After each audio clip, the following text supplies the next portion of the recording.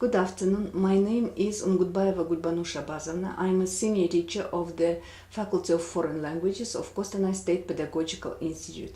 I am teaching country studies, and our today's topic is History of Great Britain. So, History of Britain.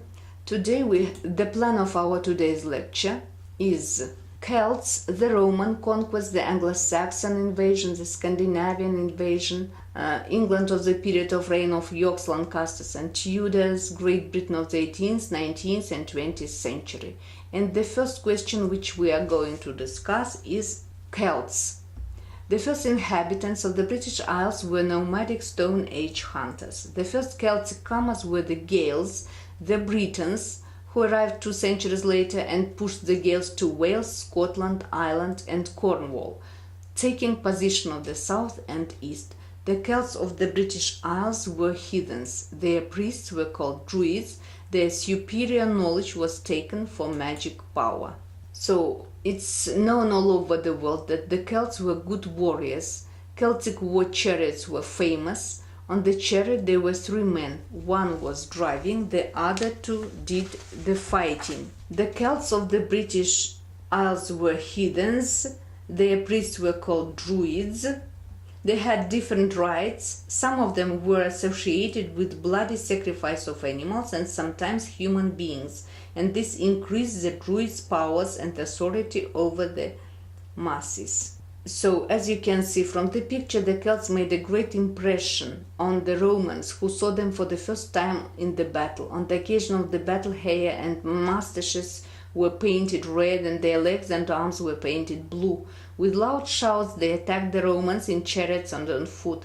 The well-armed, invincible Romans, under one of the greatest generals of that time, had to return to France. Next question, the Roman conquest. The actual Roman conquest started in 43 AD when the Emperor Claudius sent an army of 50,000 soldiers which landed in Kent and crossed the Thames. Since that time until 410 AD, Britain was one of the remote provinces of Rome. But there were very many rebellions because Celts didn't want to obey the Roman Empire, and one of these numerous rebellions were headed by Boudica, the queen of Celts. The Roman invasion contributed a lot to the Celtic Empire. They built many roads, and there were four principal roads. They were called Ermine Street, Watling Street, Icknield Way and the Fosse Way, that passed through the coast walls and connected Lincoln with Exeter and extreme southwestern Roman fort. The cultural influence was also large. Many Latin words enriched the Celtic vocabulary, like Lancaster, Winchester, Chester, Leicester, and so on. Romans brought their civilization, their Roman baths. They introduced water supply and sewerage system. The city of Bath is one of World Heritage Sites. In 410, Romans left the British Isles. The Anglo-Saxon invasion. After the Romans left the British Isles, the Romanized Celts had foes within the country. They were the unconquered Gallic Celts of Scotland and Ireland and barbaric Germanic tribes across North Sea. The first Germanic tribe to arrive to the British Isles was the tribe of Jutes. They settled in the southern part of the island and founded later the estate of Kent. Other Germanic tribes were Angles and Saxons. The warriors felt they were very important because their raids brought much material wealth. The start of the invasion of the British Isles is 450 AD. In the 7th century, Jutes formed the Kingdom Kent, Angles and Saxons, 6 kingdoms, Angles 3, Northumbria, East Anglia, in the east in what it is now Norfolk, Suffolk and part of Cambridgeshire, and Mercia in the Midlands between East Anglia and the still unconquered Wales, and 3 kingdoms of Saxons, Sussex, Essex and Wessex. In 597, Roman Christianity was introduced. This process was completed in the 7th century. The greatest monument of Anglo-Saxon poetry is Beowulf. Out of the 7 Anglo-Saxon kingdoms, some achieved superiority. First it was Kent, then Northumbria, then Mercia. The Germanic tribes of the Angles, Saxons, and Jews colonized southern England. The Scandinavian invasion. The Scandinavian invaders were Danes and Norwegians. Danes became the invaders of England, and the Norwegians invaded Scotland and Ireland. The Danes surpassed the Anglo-Saxon in military skill and in military equipment. In addition to the long ships and the iron axes, they had efficient-looking long swords of iron, iron helmets, shields, and chain armor. In 879, a peace treaty was signed stipulating a division of the country into two equal parts, the Danelaw in the northeast and England in the southeast. And it was the young king of Wessex, Alfred, who finally stopped the Vikings in 879. As I have already told, the country was divided into two roughly equal parts, and this is how place names in what was East Anglia and Mercia have the characteristic Scandinavian endings like Derby, Ashby, Norwich, Ipswich. Alfred the Great made vigorous efforts to restore the country's economy and build up its military potential. The Vikings were super boat builders. They introduced their heroic tales to northern England and East Anglia and possibly brought the game of chess. The Norman Conquest. When Edward died in 1066, the Witena-Gemot declared Harold king. Witena-Gemot, or the Council of the Wisest, included big landowners, thanes, and bishops. This body was supposed to give advice on important decisions of the state to the king. William, Duke of Normandy, cousin to Edward the Confessor, declared himself heir to the throne of England. He got the support of the Pope, appeared to all European knights to participate in the crusade, promised them land, and on the 14th October 1066, with a well-trained army near Hastings, defeated the Anglo-Saxon army. The Anglo-Saxon army consisted of bowmen who stuck to the tradition of fighting on foot. The Normans employed cavalry also. The battle at Hastings was very important for the conquest of the whole country. The central countries and the north were not conquered. The Normans conquered Britain in 1066 and imposed a legal and administrative system, much of which still exists today. 20 years after the conquest, William I organized a registration of all the holders of arable land, of the amount of arable and pasture. The king's agents were so thorough, so inquisitive and omniscient that the census was nicknamed Doomsday Book. People couldn't conceal anything. As for the king, he got a clear idea of all the taxable property. He had information about the economic state of the country, its wealth distribution. The number of people was about 2 million. England of the period of reign of the Normans and Plantagenets.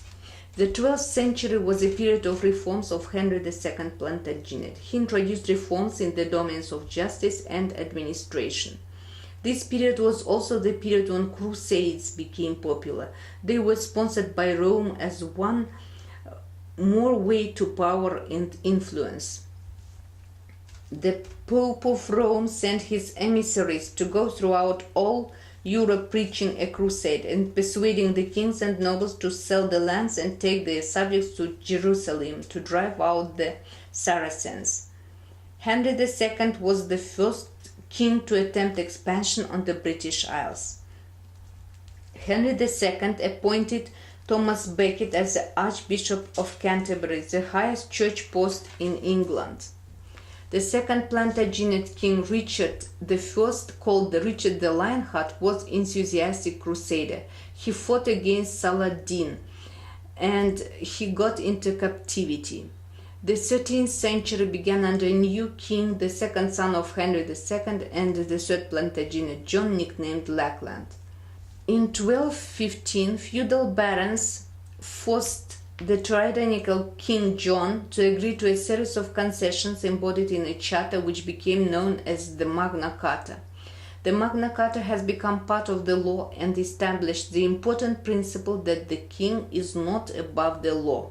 In 1284, Wales became a principality governed separately. The Welsh people wanted a new prince. It was their wish that he would be a man born in Wales and not speaking English.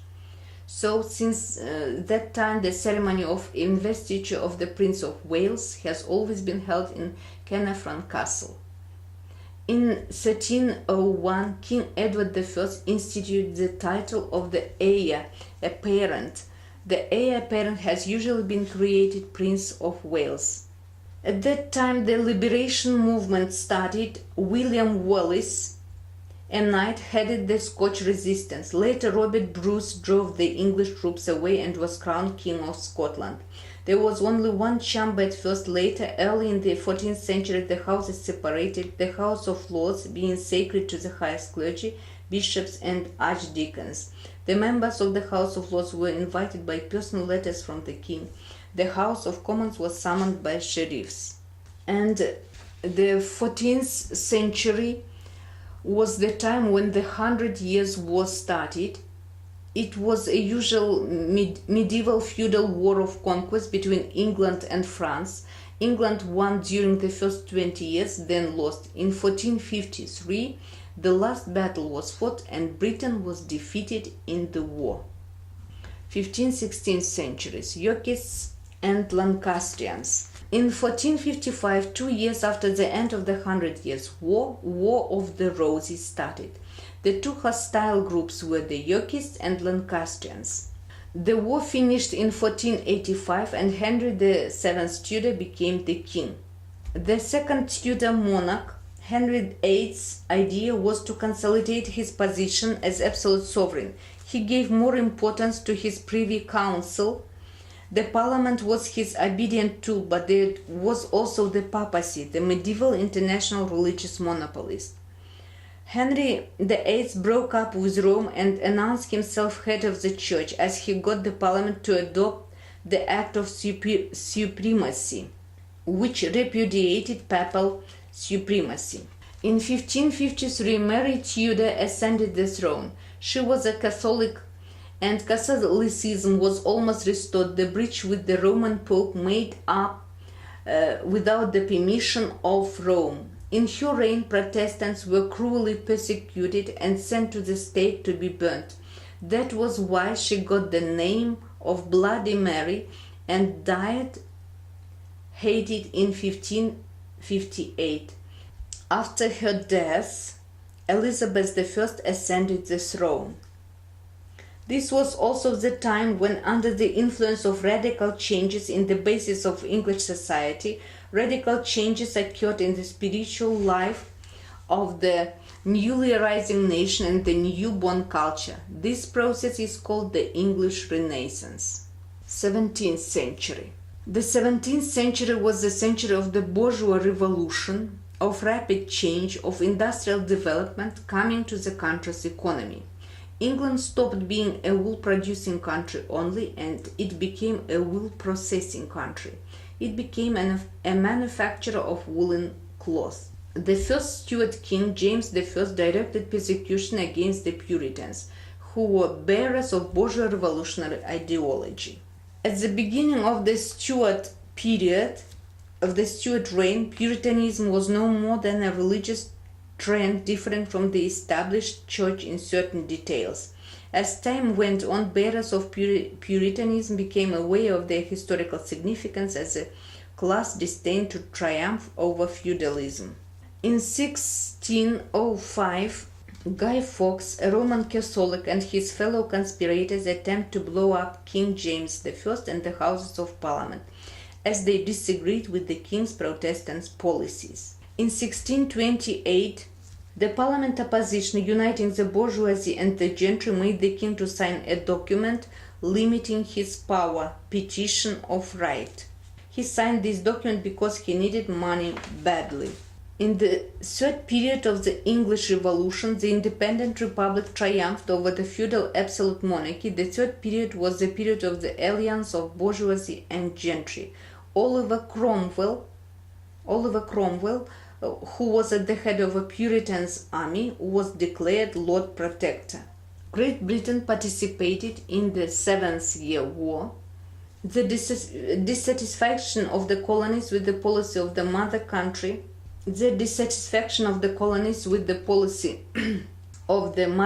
resulted in the famous Boston Tea Party, when the East India Company cargo of tea was dumped into the waters of the Boston harbor. In 1776, the Philadelphia Congress issued a Declaration of Independence.